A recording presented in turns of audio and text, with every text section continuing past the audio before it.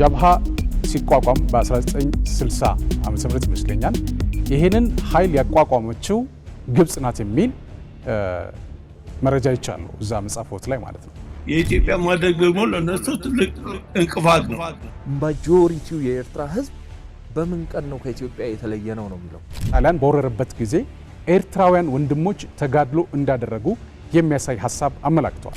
ባርነት ዓለም ውስጥ አለ ከተባለ አሁን ኤርትራ ውስጥ ነው ያለው ባርነት። በህገወጥ መንገድ መውሰዳቸውን ራሳቸው ላይ እየመሰከሩ አሰብ የማን ናት? አሰብ የኢትዮጵያ መኖሯን በተግባር አውቃለሁ። እዛ አድጌያለሁ። እዛ ያለው ስነ ልቦና ምንድን ነው የሚመስለው? መባልም ያለበት መሆንም ያለበት ፋክቱም ሐቃችን ነው የተወሰደው። የኤርትራ ጉዳይ መፈጠር አለበት የሚል ስሜት ራሱ ኢሳያስ ይለዋል እኮ ነገር በግልጽ ሆነ መንገድ በምንም አይነት ሌጂቲመሲ የሌለው ነው የአሰብ ጉዳይ። ነዳይ ማለት ሌላ ትርጉም ካለው እንዲነግሩ እንዲያብራሩልኝ። እነዚህ ቃላቶች ማንን ነው በእውነት የሚገልጹት? ኢሳያስ ፋሺስት ነው ማለት ከድሮ ጀምሮ። አሰብ ለምን መከራከሪያ ሐሳብ ሆነች? አሁን ላይ ጃንሆይ ታንክ ይዘው ወታደር ይዘው አልገቡም ወደ ኤርትራ።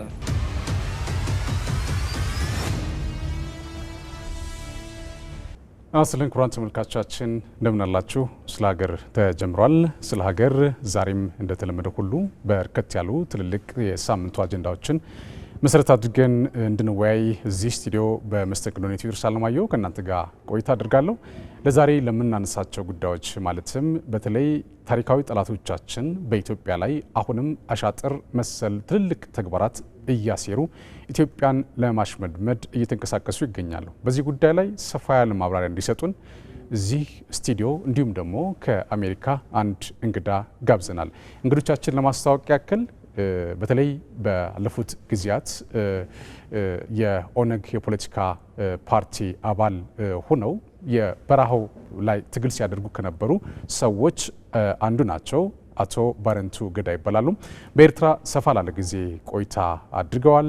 በተለይ በተለያየ አጋጣሚም እዛ ሲደረግ የነበረውን ትግል አብሮ ሲታገሉ የነበሩ ናቸው። ከለውጥ አመራር በኋላ ደግሞ ወደ ሀገር መጥተው ሰላማዊ በሆነ መንገድ ትግል ለማድረግ በፍቃዳቸው የመጡና አሁንም ሰላማዊ ትግል እያደረጉ የሚገኙ ሰው ናቸው አቶ ባረንቱ ገዳ።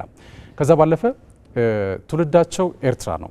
የአሰብ ከተማ ተወላጅ ናቸው። እንግዲህ እንደሚታወቀው በቀደመው ጊዜ የኢትዮጵያ ግዛት የነበረችው አሰብ አሁን ደግሞ በኤርትራ ግዛት ላይ የምትገኘው አሰብ ተወልደው አድገው አጠቃላይ እዛ አካባቢ የነበረው ትውስታቸውንም ሊያጋሩን ስለ እውነት አሰብ የማናት የሚለውንም በመጽሐፋቸውም አስፍረዋል። ጸሐፊም ናቸው።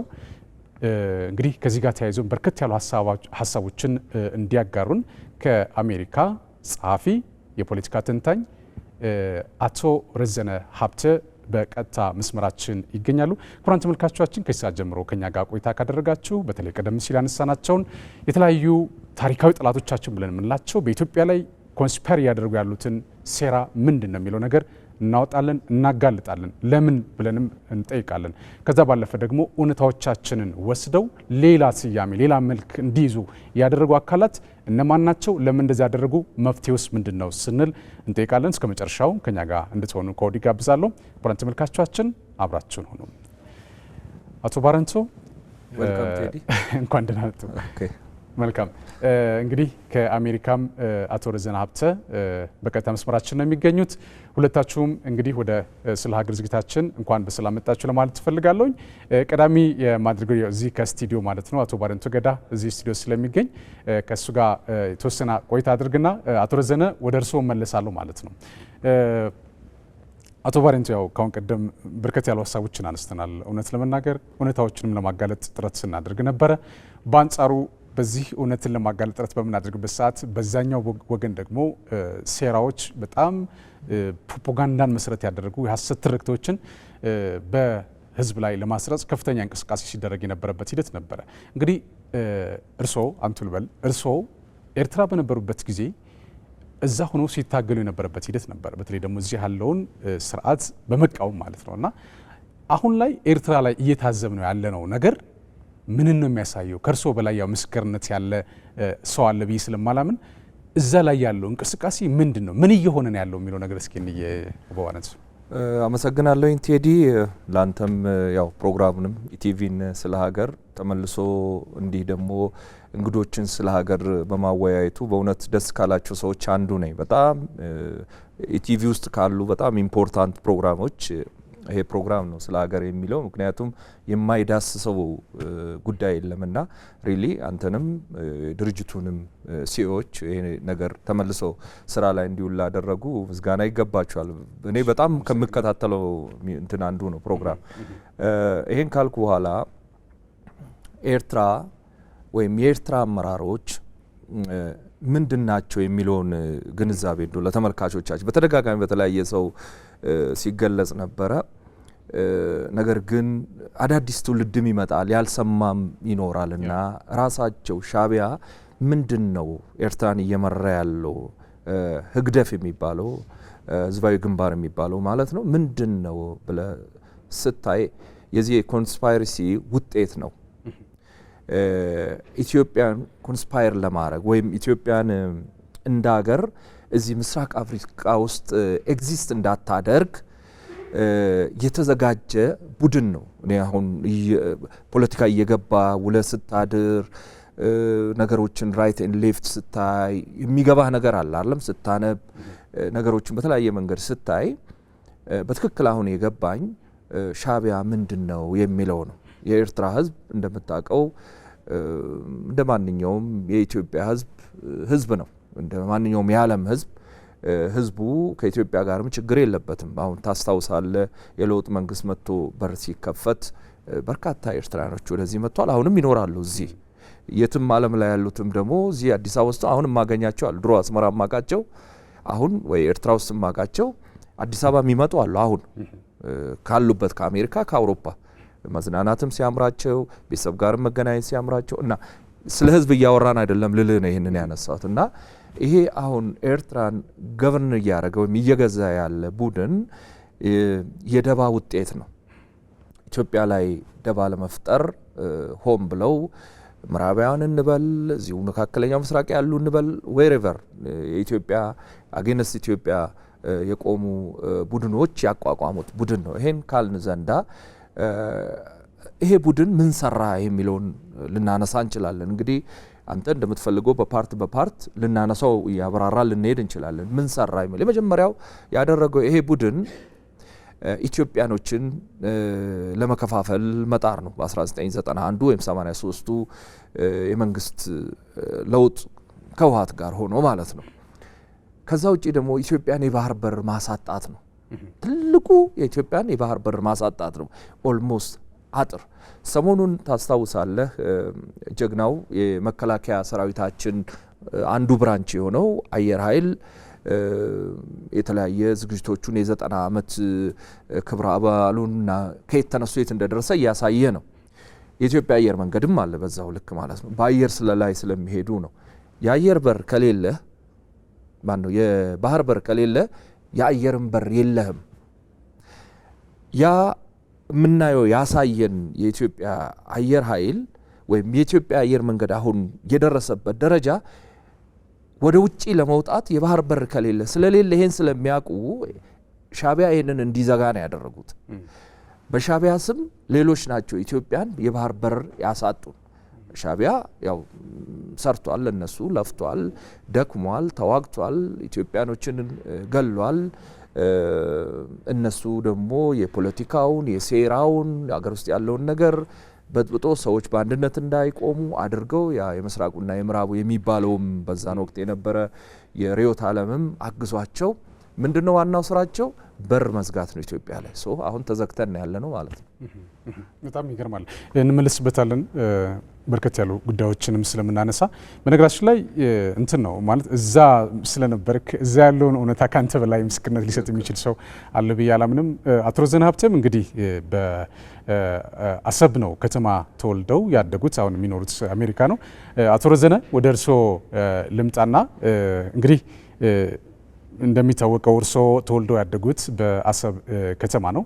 እንግዲህ አሰብ ከተማ አድገው ከተወሰነ ጊዜ በኋላ ደግሞ ወደ አሜሪካ ሄደው ኑሮ አሁን አሜሪካ ላይ ነው ያለው። ከዛ ባለፈም ብዙ መጽሐፍቶችን ጽፈዋል። ከጻፏቸው መጽሐፍቶች ደም የተከፈለበት ባርነት የሚል መጽሐፍ እጄ ላይ ደርሷል። በተወሰነ መንገድ ለማየት ሞክሬያለሁ። እውነት ለመናገር ትንሽ ርዕሱ ከበድ ያለ ነው፣ ሰፋ ያለ እንደሆነም ያመላክታል።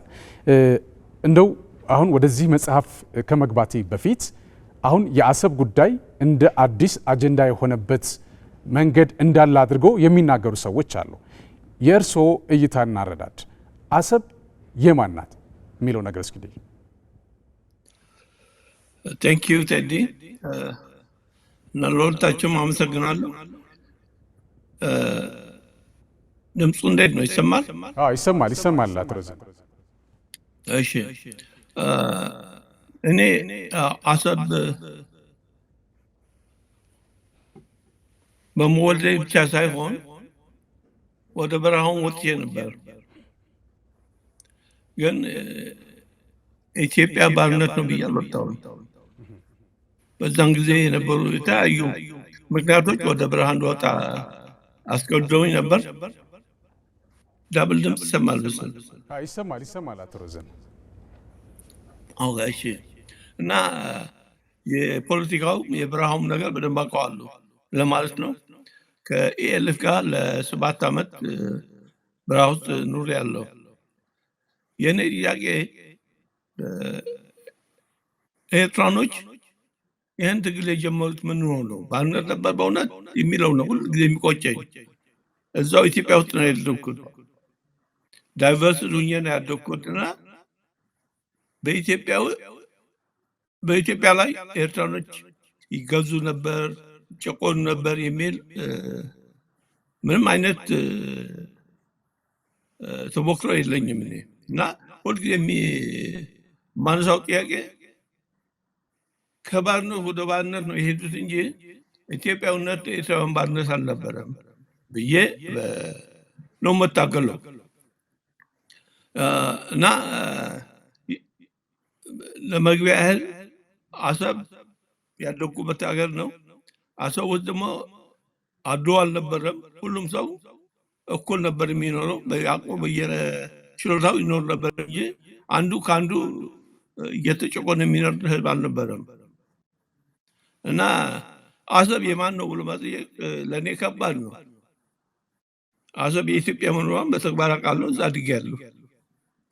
በፖለቲካ ምክንያት ብዙ ለውጦች መጥተዋል እና እንደዛ ቢሆንም አሰብን የውጭ ኃይል ምናምን የሚለውን ነገር ብዙ አልደግፈውም። እኛው ራሳችን የውጭ ኃይሎችን አሰብን እንዲወስድ ያደረግነው። እንደው ካነሳነው አይቀር አሁን ላይ እንደ አጀንዳ እና እንደ ትልቅ መከራከሪያ ሀሳብ ተደርጎ እየተነሳ ያለበት ሂደት አለ። በእርግጥ ታሪክ ምን ይላል፣ የነበረው እውነታ ምንድን ነው የሚለው ነገር ወደኋላ እንመለስበታለን። አሁን ግን ያን የነበረው እውነታ ሃይጃክ የማድረግ ነገሮች ወደ ሌላ ቅርጹ እንዲቀይርና ሌላ ምልከታ፣ ሌላ ትርክት፣ ሌላ ናሬሽን እንዲፈጠር እየተደረገ ያለበት ሂደት ስላለ ነው ይህን ጥያቄ ያነሳሁት። አሁን እኔ በእርሶ እንግዲህ እዛ ነው የተወለዱት፣ የትግሉም አካል እንደነበሩ ነግረውኛል። ይህ ከሆነ ዘንዳ አሰብ ለምን መከራከሪያ ሀሳብ ሆነች አሁን ላይ የሚለው ነገር እስኪ ነኝ። አሁን እንግዲህ በሁለቱም መንገድ ነው። አሰብ የሁሉ ነበረች የሚሉም አሉ።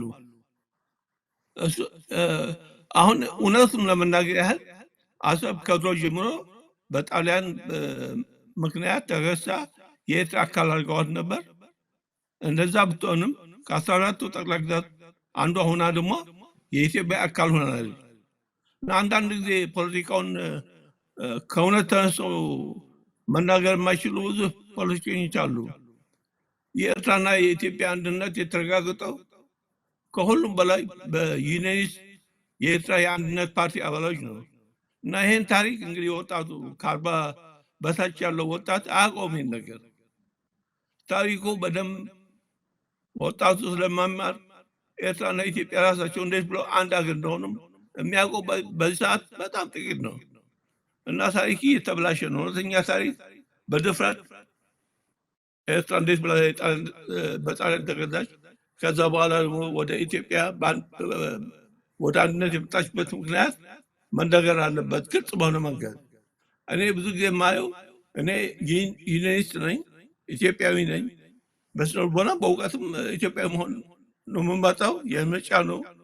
ግን በኢንጀነራል በእኛ ፖለቲካ በሻዕቢያ አሁን ካልኩለም ውስጥ ያለውን ብታዩ ትደነግጣለህ።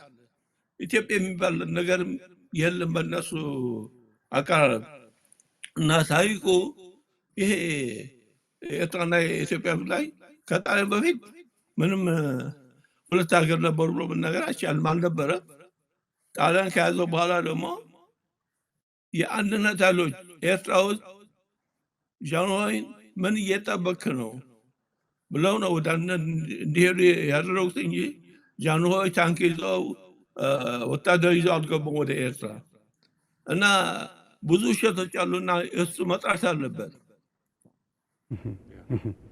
በጣም ጥሩ። አቶ ረዘነ እመልሳለሁ ወደ እርስዎ። ወደ ስቱዲዮ እንምጣና እንግዲህ አቶ ባረንቶ ቀደም ሲል አቶ ረዘነ ያነሱት ጉዳይ አለ።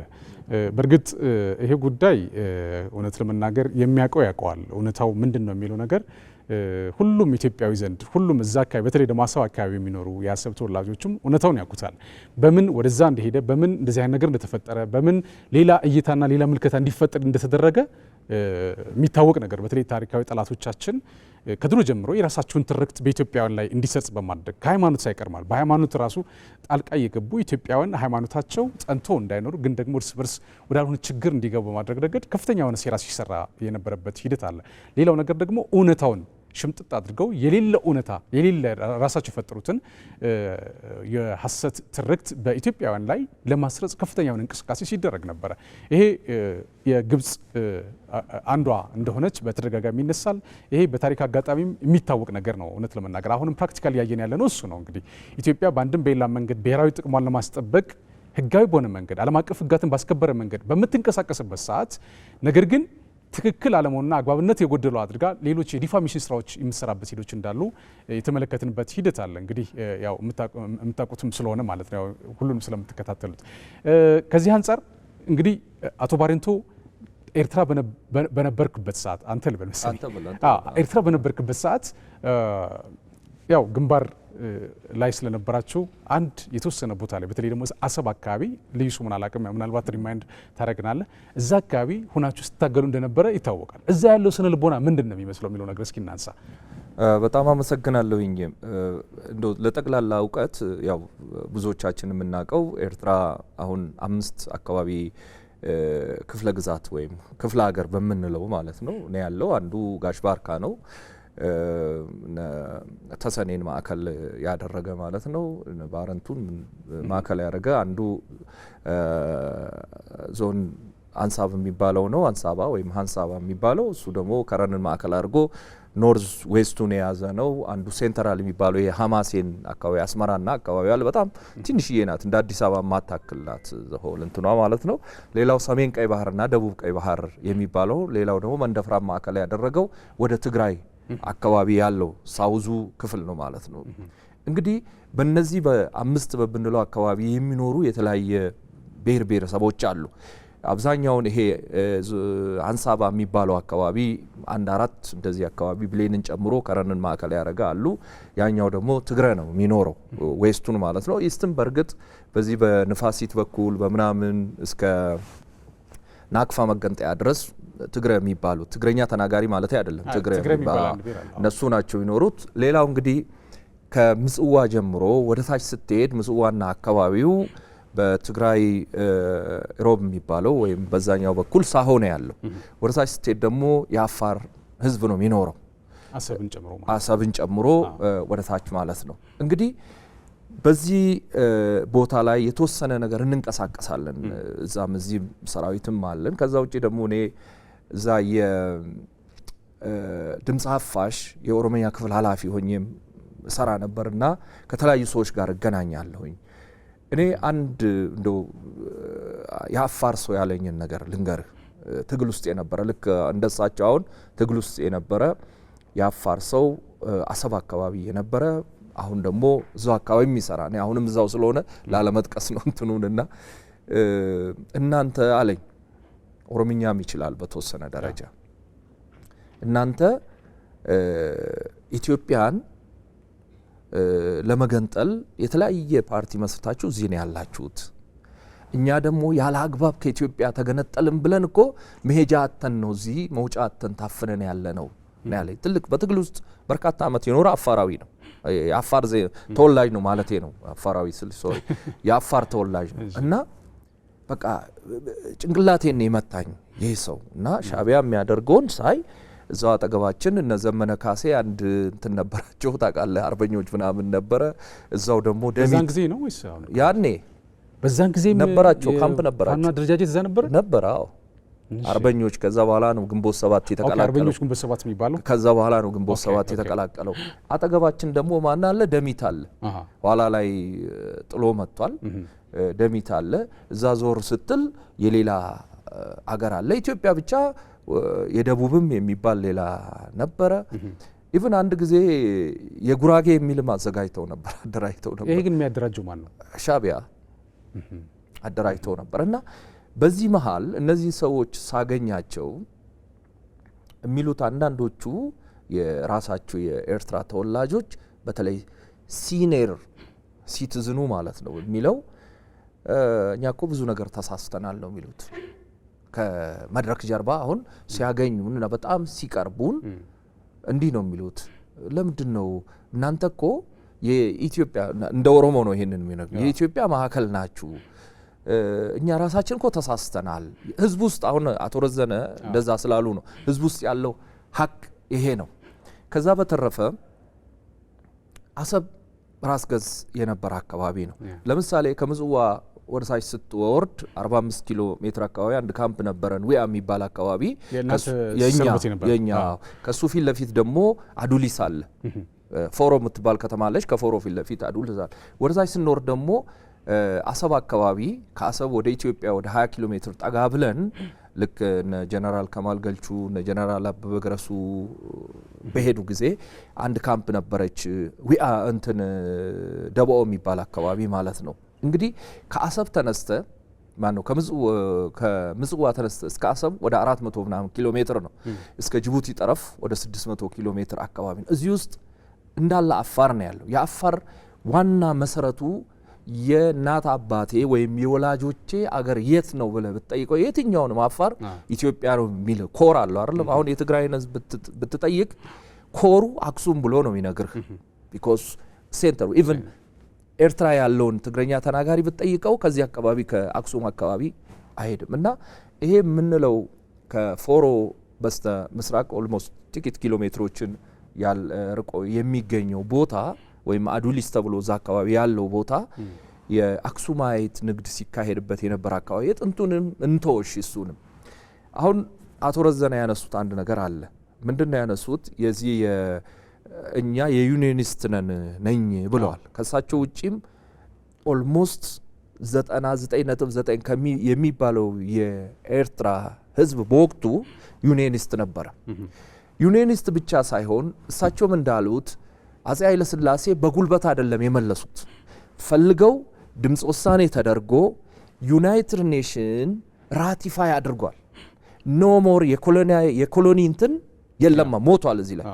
ቢኮዝ ራቲፋይ ተደርጎ በቃ ከዚህ በኋላ የኮሎኒ ታሪክ ወድሞ ኢትዮጵያዊ ሆኗል ወደ ኢትዮጵያ ወደ ሀገራችን ተመልሰናል ብለዋል እንደገና በሻቢያ ወይም በሂግደፍ ወደ ጦርነት ተገብቶ ደርግ በመሸነፉ ከኮሎኒ እንደወጡ አድርገው ወይም የኮሎኒያል ቴሪቶሪን ሪክሌም የማድረግ መብት የላቸውም አሁን ብዙዎቻችን የምንስተው እዚህ ጋር ነው እንደተገነጠሉ ልናምን እንችላለን በጉልበት ቢሆንም ነገር ግን የተገነጠሉበት ምክንያት የኮሎኒ ስለነበሩ አይደለም ወይም የኮሎኒ ታሪክ እዚህ ላይ መነሳት የለበትም እሱ ኦልሬዲ ሞቷል የኮሎኒ ታሪክ አቶ ረዘንም በዚህ ጉዳይ ላይ መጽሐፉ ላይ ያካተታቸው ጉዳዮች አሉ እናነሳቸዋለን ቀጥል እና በፍጹም በቃ ሞቷል አይደንቲቲ ይሄ የኮሎኒ አይደንቲቲ ሞቷል ማለት ነው በራሳቸው ድምጽ ሰጥተው ዩናይትድ ኔሽን ራቲፋይ አድርጎ ወይም ራይት ሰጥቶት አለቀ ሞተ ተገንጥነላልም ካሉ በጉልበት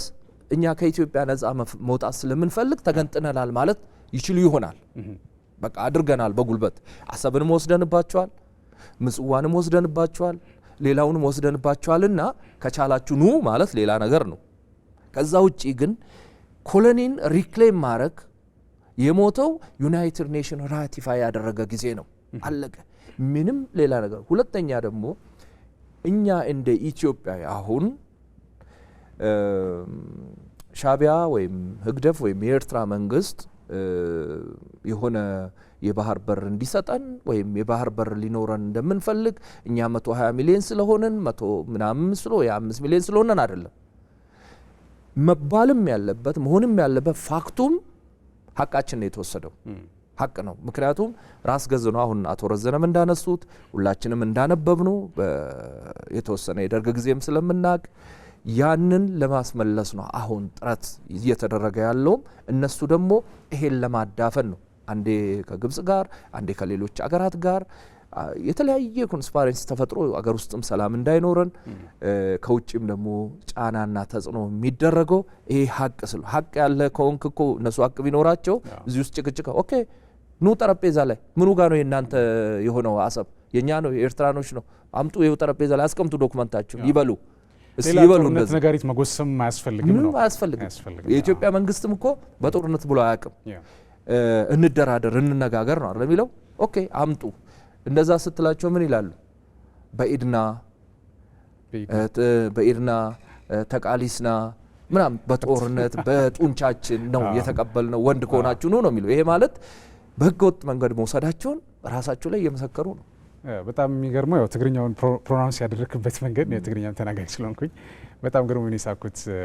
ቆንጆ ሀሳብ ነው ያነሳ ነው። ምናልባት አቶ ረዘነ ወደ እርሶ ልምጣና እንግዲህ ደም የተከፈለበት ባርነት የሚለው መጽሐፎት ላይ በርከት ያሉ ሀሳቦች ተቀምጠዋል። በተለይ በቀኝ ግዛት ተሳበው ታሪክን የማዛባት ስራዎች እየተሰሩ እንደመጡ ላለፉት ዓመታት የሚያሳዩ ነገሮች አሉና እኔም እውነት ለመናገር ጥያቄ ይፈጥርብኝ ነበር። በአንጻሩ እርስዎ መጽሐፍ ላይ ግን እንደው ለመግቢያም እንዲሆን ተመልካቾቻችንም እንዲረዱትና እርስዎም ሀሳብ እንዲሰጡበት ማለት ነው የተወሰነች ነገር ልበል። ይህ የሰሜኑ የኢትዮጵያ ግዛት በኢጣሊያ ቅኝ ግዛት ስር ከመውደቁ በፊት ኤርትራ የሚባል ሀገርም ሆነ ኤርትራዊ ማንነት እንዳልነበር ይታወቃል ይላል። በኢጣሊያ ኤርትራ የሚል ስያሜ የተሰጠው መሬትና ኤርትራዊ የሚል አዲስ ማንነት ያጠለቀው ህዝብ የኢትዮጵያ አካል የነበረ ነው። በ50 ዓመት የኢጣሊያ ቅኝ ግዛት ዘመን በሺዎች የሚቆጠሩ ኤርትራውያን ከአድዋው ጦርነት በፊትም ሆነ በኋላ ወደ ኢትዮጵያ በመጓዝ ከወንድሞቻቸው ጎን ተሰልፈው ጸረ ቅኝ ግዛት ተጋድሎ ማካሄዳቸውን በታሪክ ተመዝግበዋል ይላል። በኢጣሊያ ቅኝ ግዛት ዘመን ኤርትራዊ ማንነትም ሆነ ኤርትራ የሚባል ሀገር አልነበረም።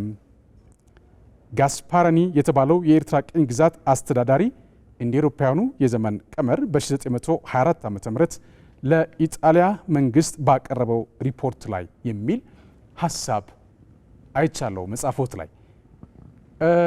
አሁን ደግሞ እንግዲህ አቶ ባሬንቶም ሲያነሳው እንደነበረው በተለይ ከቅኝ ግዛት ጋር ተያይዞ እንግዲህ ትውልድ ከትውልድ እየተሸጋገረ በሚሄድበት ሰዓት ታሪክ በዛ ልክ ማስረጽ ሲገባን ሳንናገረው፣ ሳናሰርጸው፣ ሳንገልጸው፣ ሳንጽፈው ስንቀር ብዙ ነገሮች የተዛቡ የሚሄዱበት ሁናቴዎች አሉና እርስዎ መጽሐፎት ላይ ያካተቱት በአድዋ ጦርነትም ሆነ በተለይ ጣሊያን በወረረበት ጊዜ ኤርትራውያን ወንድሞች ተጋድሎ እንዳደረጉ የሚያሳይ ሀሳብ አመላክተዋል። ይሄ ምን ያህል እውነታነት አለው የሚለው ነገር እስኪ ያብራሩልኝ። ይሄ አየህ ውሸት ነው እንጂ በብዛት ነው የወጡት። ግን ደግሞ በዛን ጊዜ በጦርነቱ ጊዜ አንድ ስንት ቁጥራቸውን አሁን አላውቀውም እግራቸውና እጃቸውን ቆረጡ ነበሩ። ሁልጊዜ ሲወረስ አድዋ የሚያመጣት ሰው ብቻ ነው በእነሱ የተፈጸመውን ግፍ። ስለዚህ አሁን ኢትዮጵያ ስታደርገው በነበረው ማናቸውም ከውጭ የመጣ ጠላትን የመከላከል ስራዎች ላይ ወይም ትግል እንቅስቃሴዎች ላይ ኤርትራውያን ወንድሞችም ሲሳተፉ እንደነበረ የሚያሳይ መረጃ ነው እንግዲህ መጽሐፎት ላይ የተካተተውና ነገር ግን በትርክት ደረጃ ደግሞ እየሰማነው የመጣ ነው ደግሞ ሌላ ትርክት ነው፣ ሌላ እውነታ እንዳለ ተደርገው ነው ሲነገረን የነበረው ማለት ነውና እና ትውልዱ ከዚህ ምንድነው መውሰድ ያለበት የሚለው ነገር እስኪ ነይ።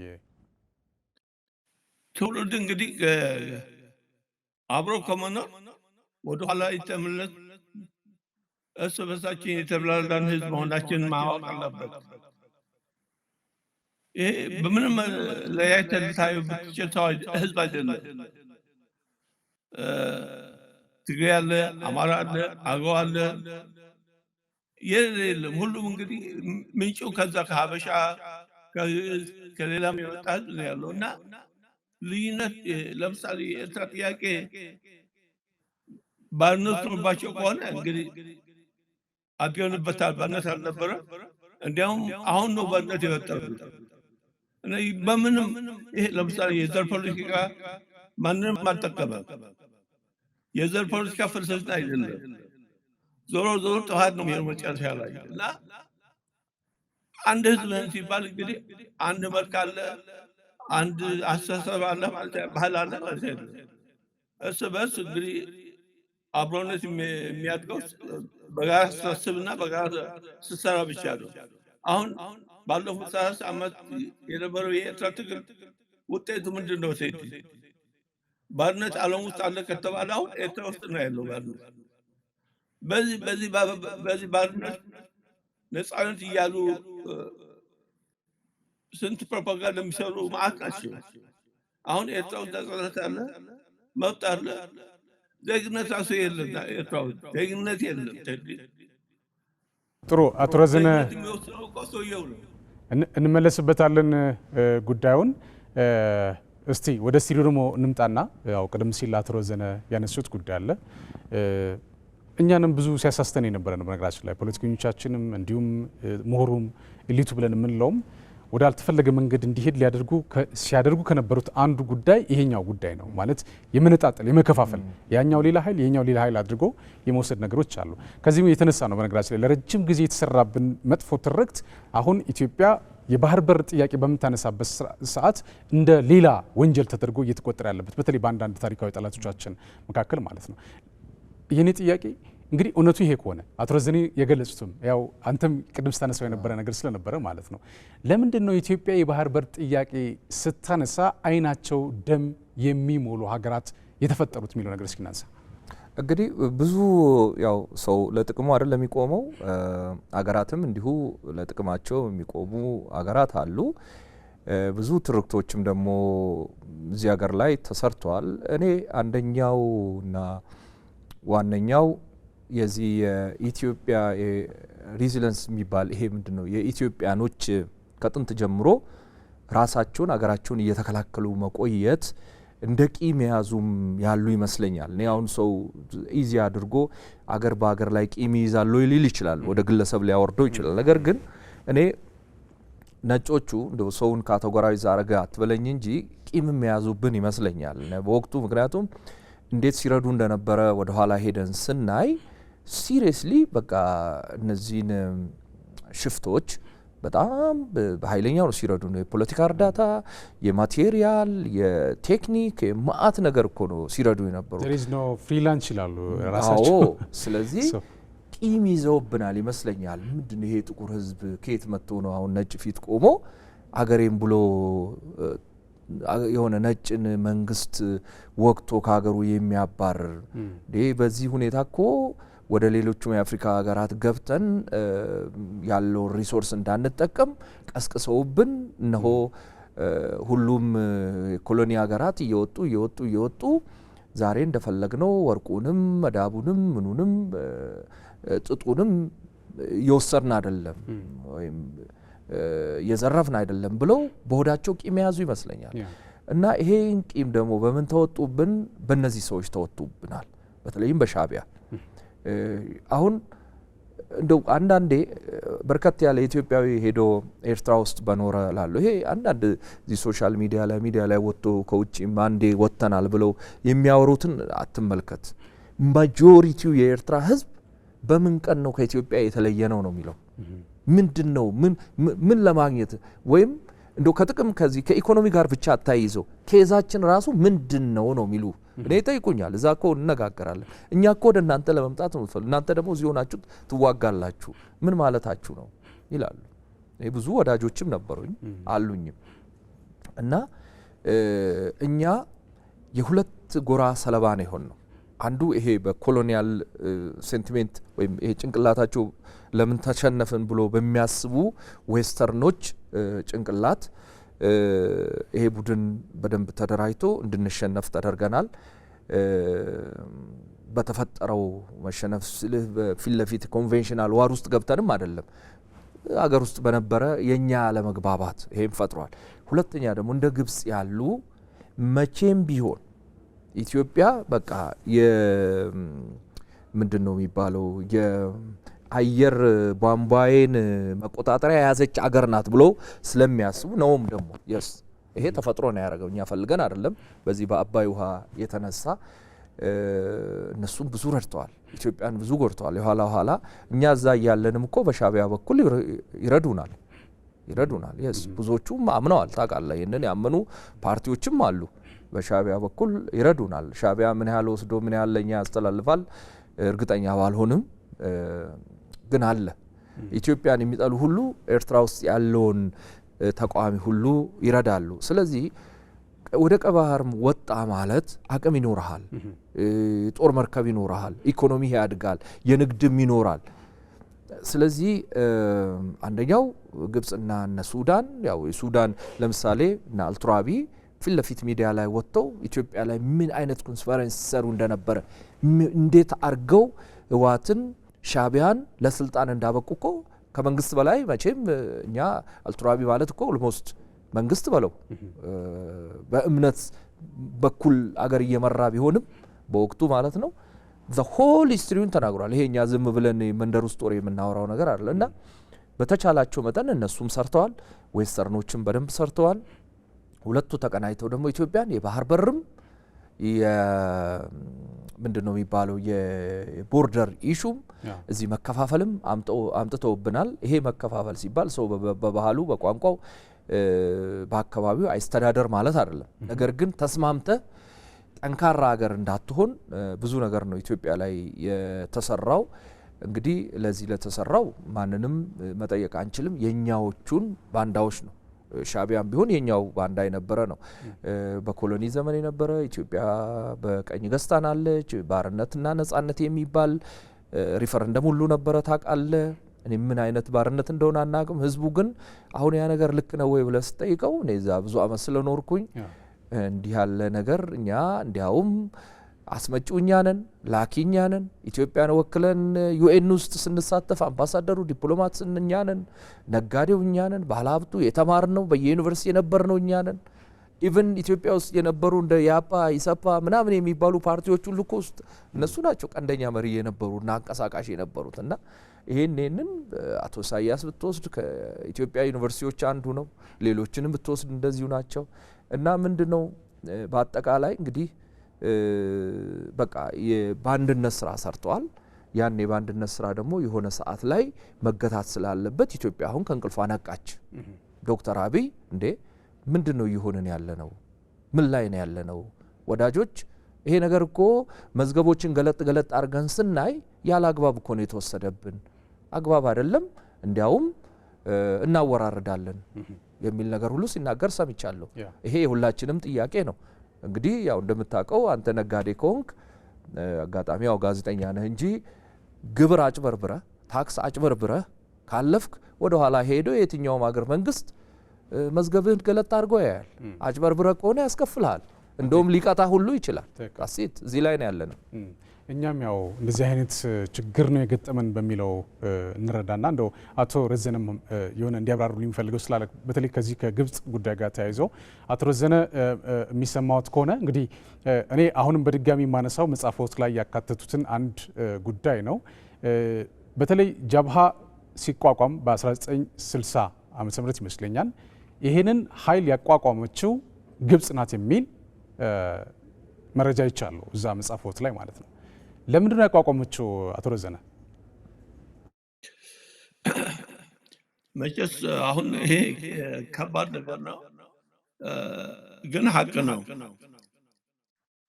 ግብጽ የኢትዮጵያ ስትራቴጂያዊ ጠላት ነው። ዝም ብሎ ሳይሆን ለጥቅማቸው ጠላት መሆን የሚፈልጉ ይሄ የናይል ውላ ለእነሱ ትልቅ ስትራቴጂ ነው። የኢትዮጵያ ማደግ ደግሞ ለእነሱ ትልቅ እንቅፋት ነው። እና የተጠቀሙት ሜላ ደግሞ የሎላንድ የሆኑት ኤርትራኖችን እያስተማሩ እያሰለጠኑ ትግሉን የጀመሩት በእነሱ ነበር።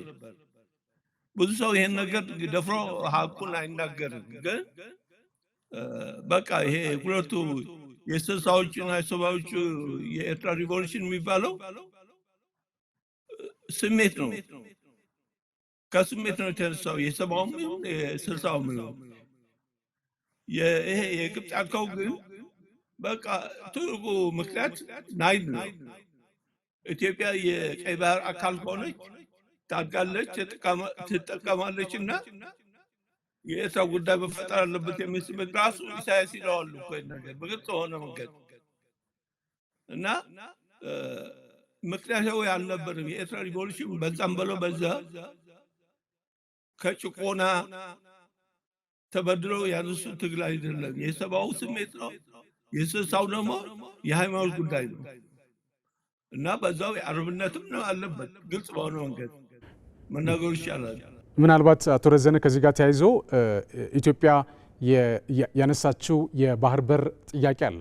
አሁን ይሄ የባህር በር ጥያቄ ለዘመናት ሌላ ቅርጽ እንዲኖረው እና በተለይ ደግሞ ኢትዮጵያ የባህር በር እንዳይኖራት ሴራ ሲሴር እንደነበረ በተደጋጋሚ ስንሰማ ነበረ። ምናልባት አሁን ካነሱት ታሪክ ጋር ተያያዥነት ያለው ይመስሎታል አቶ ረዘነ? ግልጽ ነው እንጂ ዘገዩ እንዲያው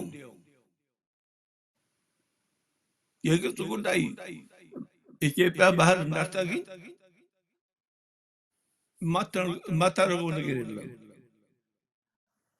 ለዚህም ትልቁ ጉዳይ ኤርትራ ነጻ ከወጣች ኢትዮጵያ የባህር በር የላትም፣ ትታነቃለች፣ ማደግም አትችልም ለማለት ነው።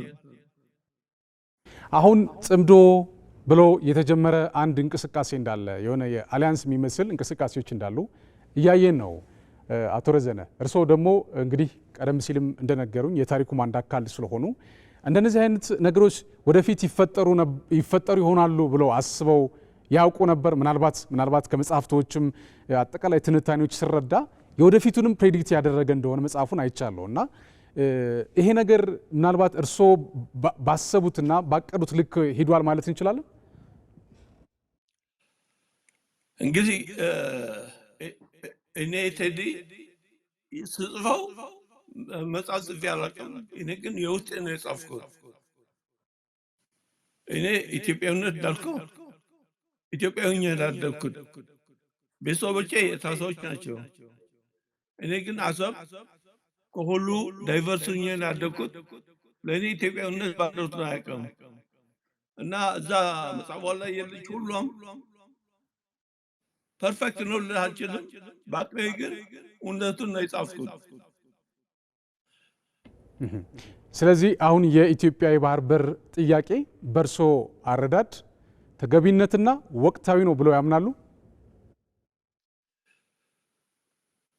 ዘግዬ እኮ አልኩህ ቴዲ፣ ዘግይቷል። ከተገቢ በላይ ነው። ማን ነው ያስረከበው ይሄንን የባህር በር? ህወሓት በረሃ እያለ እኮ ነው ኤርትራ የኢትዮጵያ ቀኝ ግዛት ናት ብሎ ነፃ መውጣት አለባት የመሰከረው። በጣም ጥሩ። እስኪ ወደ ስቲቭን እንመለስና ተዋረንቱ እዚህ የጀብሃ ጉዳይ አለና የዚህ የጀብሃ ጉዳይ እኔ ሱሌማንን ታውቀዋለህ። አሁን በቀደምም ፕሬዚዳንቱን ኢንተርቪው ሲያደርግ የነበረው እሱን ጨምሮ እሱ ትግራይ ነው ታውቃለህ። እሱን ጨምሮ በርካታ እሱ ቢሮአችንም አንድ ላይ ነው፣ አለቃችንም ነበረ። በርካቶችን አውቃለሁኝ። ካምፕም ነበረን ወደ ተሰኔ አካባቢ። ተሰኔ ኤርፖርት አካባቢ ካምፕ ነበረን።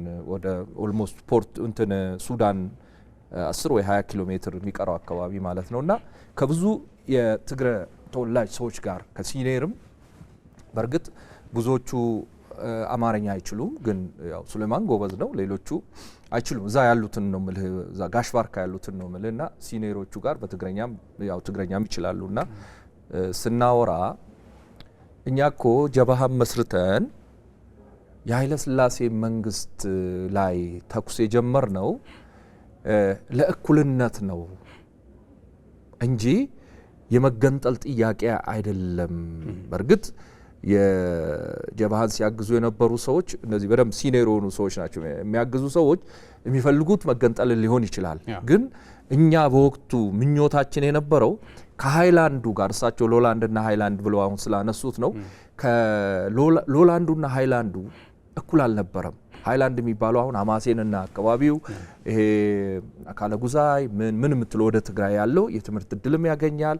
በተለይ ደግሞ ከዚህ ከጣሊያኑ እንትን ጋር ተያይዞ ኮሎኒ ጋር ተያይዞ ሐማሴንና አካባቢው ጀስት የአካባቢው ሱፐር ነው። ስለዚህ እኩል አይደለንም፣ እኩል ትሬት እየተደረግን አይደለንም ብሎ ቢኮዝ የዚህ የኢትዮጵያ መንግስት ኃይለሥላሴን ጨምሮ ራሱ ሲሾም እነዚህን ሰዎች ነው የሚሾመው። እዚህ መጥቶ የተማሩትን የሃይላንዱን ሰው ነው ወደ የወረዳ ወደ የቀበሌው ወደ ምን እዛ ሲደርሱ በቋንቋ ይግባቡ፣ በአስተሳሰብም ችግር አለ። ያን ሲያዩ ተጨቁነናል የሚል ስሜት አደረባቸው ነው የሚሉን። እኔ ነገሩኝ ነው የምነግርህ። ስለዚህ የእኩልነት እንጂ የመገንጠል አይደለም ነው። እንደገና ደግሞ በዚህ በአካለ ጉዛይም በምንም በደቡባዊው የኤርትራ ክፍል ብትመለከት አካባቢ ላይ ብዙ ተዘዋውሬ ያለው እንዲህ አለ ከትግራይ ህዝብ ጋር እኮ በምንም ባለባበስም አትለይም፣ በምንም ኢቭን በአስተሳሰብ አትለይም። እና ትንሽ እዚች አስመራና አካባቢ ያለውን አካባቢ ጣሊያን ትንሽ ኢንጀክት አድርጓቸዋል። ያልሆነ ለኢትዮጵያኖች ያላቸውን አመለካከት ይሄ ባርነት ምናምን የሚለውም የመጣ ከዛ አካባቢ ነው። እኔ አሁን ሶሪ ህዝቡን ጀነራላይዝ እያረኩ አይደለም፣ ከዛ አካባቢ የወጣውን ፖለቲሻን ነው እያልኩ ያሉት። እና በዛ እንደ ቀልድ አሁን እሳቸው እንዳነሱት በኢሞሽን ውስጥ ገብተው የተነሳውን ነገር ወደ አገር መገንጠል ወሰዱ። ኦኬ በጉልበትም በምንም እንዳሉት ኤርትራን ገነጠሉ እንበል።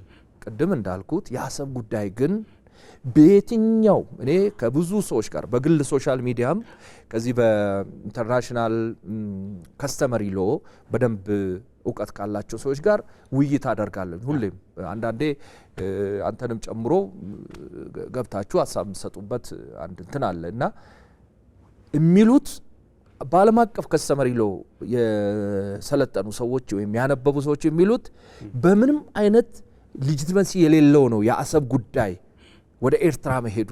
ምንም የኢትዮጵያ መንግስት እንደ ሪክሌም አይደለም መጠየቅ እንደውም ያለበት ነው የሚሉት። ሪክሌምም አይደለም፣ በቃ አብሶሉትሊ በሆነ ቡድን በጉልበት መጥቶ እንደተወረረና ያንን ወረራ ሪቨርስ የማድረግ ነው እንጂ ባካችሁ እንዲነበርን ብሎ እዚህ ዶክመንት አስቀምጦ መወያየት ምናምን የሚጠይቅም አይደለም ነው። እስከዚህ ድረስ የሚሄዱ ሰዎች አይ ቅድም እንኳን እስተዋል። ምናልባት አሁን ኢትዮጵያ የምታነሳቸው ጉዳዮችን ትክክል አይደለም ብሎ እንኳን መከራከሪያ ሀሳብ ካለ ወደ ጠረጴዛ ማምጣት፣ በዛ ጉዳይ ላይ መነጋገር መተማመን ይቻላል። አስፈላጊም ከሆነ ሶስተኛ ወገን እንዲገባ ማድረግ ይቻላል። ነገር ግን ለዛም ቅሩ ባለመሆን በራሱ የሚሰጠው ስሜት አለ፣ የራሱ የሆነ ዲፊኒሽን አለው የራሱ እና እሱ ቅድም እንዳልከው ነው። ምናልባት አቶ ረዘነ እንዳይወጡብኝ የመጨረሻ ጥያቄ ለሳቸው ማንሳት ስላለብኝ ነው። አቶ ረዘነ ያው የሰሙኝ ከሆነ እንግዲህ እኔ ትግርኛም ተናጋሪ ስለሆንኩኝ ትግርኛ ቋንቋም ስለምሰማ በቅርቡ ፕሬዚዳንት ኢሳያስ አፈወርቂ በትግርኛ ቋንቋ የሰጡትን ማብራሪያ ለመከታተል ሞክሬያለሁ። እንግዲህ እዛ ካነሳቸው ሀሳቦች አብዛኞቹ እኔ በጣም የሚገርሙ ነገሮች ናቸው፣ እውነት ለመናገር ማለት ነው። የትኛው ዓለም ላይ የትኛው ቦታ ላይ ሆኖ ነው እንደዚህ አይነት ነገር እየተናገሩ ያሉት የሚለውን ነገር ለእኔ ለራሴ ለመታዘብ የቻልኩበት ሁናቴ አለ። በአንጻሩ ግን እንደ እርሶ እንዲመልሱልኝ የፈለግኩት እኔ ስስታምነት የሚል ሀሳብ አንስተዋል፣ ሰነፍ የሚል ሀሳብ አንስተዋል፣ ነዳይ የሚል ሀሳብ አንስተዋል። እንዴ ሰነፍ ማለት ሌላ ትርጉም አለው፣ ሌላ ዲፊኒሽን አለው። ስስታምነት ሌላ ትርጉም አለው። ነዳይ ማለት ሌላ ትርጉም ካለው እንዲነግሩ እንዲያብራሩልኝ። እነዚህ ቃላቶች ማንን ነው በእውነት የሚገልጹት የሚለው ነገር እስኪ ነይ አቶ ረዘነ። እሺ መጀመሪያ ከወንድሜ ጋር ትንሽ ልዩነት አለን። የጀብሃ አፈጣጠርና የኢፒኤልኤፍ አፈጣጠር እዛ ላይ ትንሽ ልዩነት ያለን ይመስለኛል። ጀብሃ ህዝቡ አይደለም እንግዲህ ህዝቡ ምንም አያውቅም። ኤሊት ናቸው እንግዲህ በሁሉም በኩል የሚታዩት እና የኤርትራ ኤሊቶች በተለይ ሙስሊም የሆኑት ግብፅ ነበር የሚማሩት እና ያ የግብፅ ሂደው ኤኤልኤፍ የሚባለውም እዛ ነው በ1960 የተመሰረተው እና ብዙ ትንታኔ ያስፈልገውም፣ ግን ነገሩ እኔ ካልኩት ጋር ብዙ ልዩነት የለውም። የሃይማኖት ጉዳይ ትልቅ ዳይናሚክ ነበር በኤርትራ ሪቮሉሽን እና እስካሁን ድረስም እንደዛ አይነት ስሜቶች አሉ ለማለት ነው። የጠየቀን ጥያቄ ስለ ኢሳያስ ምናምን የሚለው ነገር እኔ ኢሳያስ ፋሽስት ነው የምለው ከድሮ ጀምሬ እና ኢሳያስ ይቅር ሊሰብና በእውነት በኤርትራውያን በኤርትራ ህዝቦች ላይ የሚፈጸው ግፍ በሌላ ሀገር በአሁኑ ጊዜ የሚፈጸም አይደለም። በጣም በጣም ዜግነት የለም፣ ልዑላውነት የሚባል ነገር የለም፣ ምንም ታሪክ የለውም። ሪቮሉሽኑ ወድቋል። እንግዲህ እንዳየኸው የእኔ መጽሐፍ እኮ ሪቮሉሽኑ እንደወደቀ ነው የሚናገረው የሚያወራው እና ሰዎች ኤርትራኖች ግን ህዝብ አገር የሚለው ነገር ምን አይነት ኮንሰፕት እንዳለውም በደንብ የሚያውቁ አይመስለኝም። ሁሉ ህዝብ ማለት ሳይሆን የእሱ ደጋፊዎች፣ የስርዓቱ ደጋፊዎች አገር የሚለው ጉዳይ ካልሆነ በስተቀር መብታቸውንም መጠበቅ አይችሉም። በፍርሃት በስቃይ በጭቆና ነው የሚኖሩት እና ያ ስድብ ለማንም የሚሰደብ ስድብ አይደለም። ምናልባት ግን አንዳንዶቹ ሲናገሩ ራሳቸውን የሚገልጸው የሚል ሀሳቦችን ሲያነሱ አይቻለሁ። በተለይ ከዛ አካባቢ ያሉት የኤርትራን አክቲቪስቶችም ሳይነበረ በዚህ ትግርኛ ተናጋሪ የሆኑ እዚህ አዲስ አበባ የሚገኙ ሰዎችም ሲያናግር ነበርና ይሄ ነገር እውነት ስንፍና ከተባለ ለ30ና ከዛ በላይ ዓመታት ምርጫ ለማካሄድ አንድ ሀገር ለ30ና ከዛ በላይ ዓመታት ህገ መንግስት ሳይኖራት ማንቀሳቀስ አንዲትን ሀገር ለ30ና ከዛ በላይ ዓመታት ኢኮኖሚዋ እንዲደቅ የማድረግ ስራ የሰራ ሰው ከሳቸው በላይ ማን አለና ነው ሌላ ሰው ሰነፍ የሚሉት ሀሳብ ሲያነሱ ነበርና ይሄን ሀሳብ ይቀበሉታል? የለም፣ እሱ በፕላን ነው የሚሰራው። ህዝቡ እንዳይመቸው እንዲሰቃይ። አገሩ ውስጥ ውሃ የለም፣ ኤሌክትሪክ የለም፣ ማይነር ነገርም የለም። ግን ሰውየው ህዝቡን በጭቆና በግፍ ትንሽ ካደረገ አንድ ሰው እስር ቤት ነው። እስር ቤት ደግሞ የሚያውቀው የለውም። በቃ እዛ እስር ቤት ነው የሚኖረው ለብዙ ዓመታት እና እንደ ኢሳያስ ያለ ጨካኝ ሰው ሌላ ሰው ሊሰጥ አይገባም። በጣም ጥሩ። አቦባሪንት ወደ አንተ ልምጣና እንግዲህ ቀደም ሲል ያነሳነው ጉዳይ እንዳለ ሆኖ በአንጻሩ በተለይ የባህር በር ጉዳይ የተመለከተ የመጨረሻ የሚባሉ ሀሳቦችን እንግዲህ ክቡር ጠቅላይ ሚኒስትሩ ባለፈው የ9ኛ ዓመት የአየር ኃይላችን በሚከበርበት ሰዓት ጠንካራና ሲሪየስ የሆነ መልእክት አስተላልፈዋል። እውነት ለመናገር አሁን ባለው ሁኔታ ኢትዮጵያን አቅም ለመገዳደር የሚሞክር በቀጠናው ምን በለው በአፍሪካ ደረጃ አለ ብሎ ለማለት በጣም አስቸጋሪ ነው። እኛ ውስጡንም ስለምናቀቅ ቴክኖሎጂውንም የታጠቀው ነው። አፍተር ኦል 5G ማለት ቀላል የሚባል አይደለም። አሁን ዓለማችን ጣሪያ ላይ ያለው ቴክኖሎጂ መታጠቅ እንደማለት ነውና በዚህ አካኋን የሚሆን ነገር የለም። በአንጻሩ ግን ቢያንስ ዲፕሎማሲ መሰረት አድርገን አሁንም ቢሆን መመለስ ያለባቸው መወራረድ ያለባቸው ጉዳዮች ካሉ ማወራረዳችን ግን አይቀርም የሚል ሀሳብ አንስተዋልና እዚህ ላይ ምን ማለት ይችላል?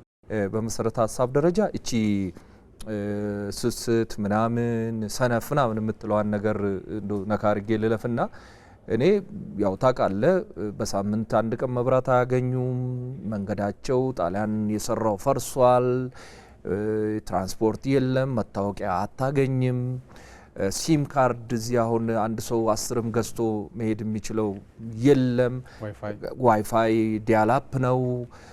እኛ ሲቸግረን ከዛ የምናሰራጨውን ሰገሌ ቢሊሱማ ኦሮሞ ወይም የኦሮሞ ነጻነት ድምጽን እና ድምጽ አፋሽንም ይሁን ሌሎቹ ድምጽ አፋሽ እንኳን በራሱ አንቴና የሚሰራጨው የኦኤንኤን የሚባል ኦሮሞ ኒውስ ኔትወርክ እኔም ኃላፊ የነበርኩበት እሱን ለማሰራጨት እንኳን ቪሳት ገዝተን ነው ከውጭ ቪሳት እሱንም ገደብ አድርጎበት ማለት ነው እኛ መቀበል እንጂ ማሰራጨት በማንችልበት 1 ሜጋባይት እንኳን ማሰራጨት ማንችልበትና እዚህ ውስጥ ያለ መንግስት እንደውም ከዛ አሁን የበለጠ እየወደቀ ያለ መንግስት እንዴት ብሎ የኢትዮጵያ መንግስት በዛ ደረጃ ተች ስትል እንግዲህ በቃ ስቀን ወይም በሱ ንግግር አፍረን ከመተው ውጪ ሌላ ምን ነገር የለም።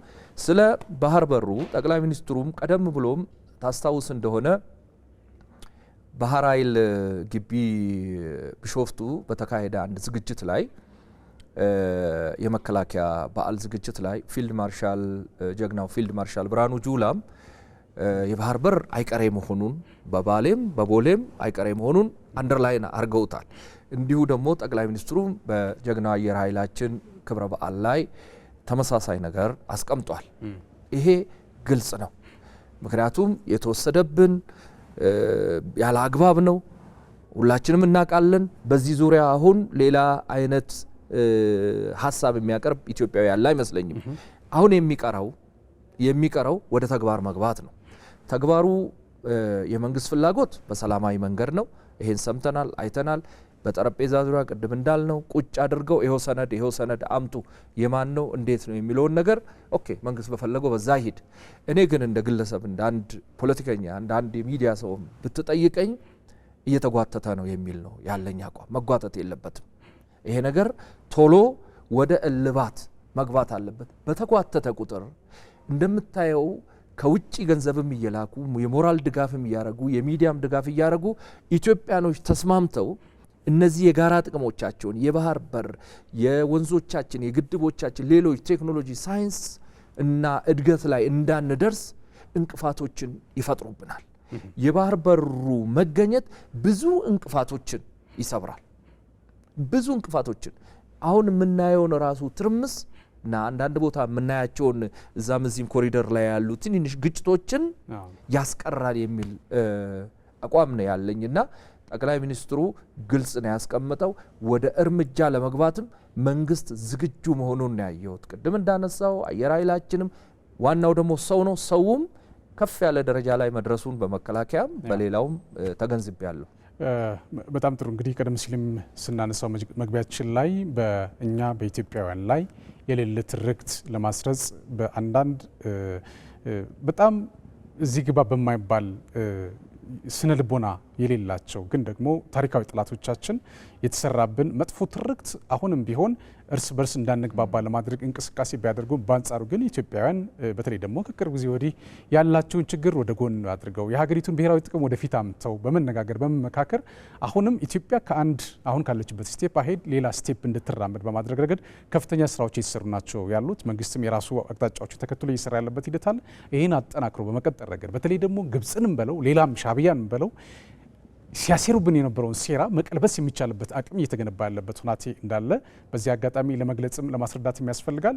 እንግዲህ አቶ ባሬንቶ ገዳም የኦነግ ፖለቲከኛ ለረጅም ዓመታት በኤርትራ የቆየ እዚህ ስቱዲዮ ተገኝቶ ለሰጠኝ ማብራሪያ እጅግ አድርጌ ነው የማመሰግነው። እንዲሁም አቶ ረዘነ ሀብተ ትውልዳቸው በአሰብ ነው። እንግዲህ አሰብ ተወልደው ያደጉ ናቸው። የሚኖሩት አሜሪካ ነው። እንግዲህ ቀደም ሲል እንደገለጽኩላችሁ የደም የተከፈለበት ባርነት የሚል መጽሐፍ የጻፉ ጸሐፊ ናቸው። ብዙ እውነታዎች አሉ። እውነት ለመናገር እዚህ መጽሐፍ ላይ እንግዲህ እናንተም በተለይ አድማጭ ተመልካቾቻችን ገዝታችሁ ብታነቡት ስለ እውነት ማን ምን እንዳሴረብን በደንብ ያብራራል። በተለይ ደግሞ በኢትዮጵያና በኤርትራ መካከል የነበረው አለመግባባት ከምን ለምን እንዴት የሚለው ነገር በደንብ የሚያብራራ መጽሐፍ ነውና እንድትከታተሉት እንድታነቡት በዚህ አጋጣሚ ጋብዛለሁኝ። ለነበራችሁ ቆይታ እጅግ አድርጌ ነው አመሰግናለሁ ወገኖቼ። አመሰግናለሁ። ኩራትና ኩራን ተመልካቾቻችን ለዛሬ ያዝነው ስለ ሀገር ዝግጅት የተመለከታችሁትን ይመስል ነበር። በመስተንግዶው ቴዎድሮስ አለማየሁ ከእናንተ ጋር ቆይታ አደረግኩ። በያላችሁበት ሰላም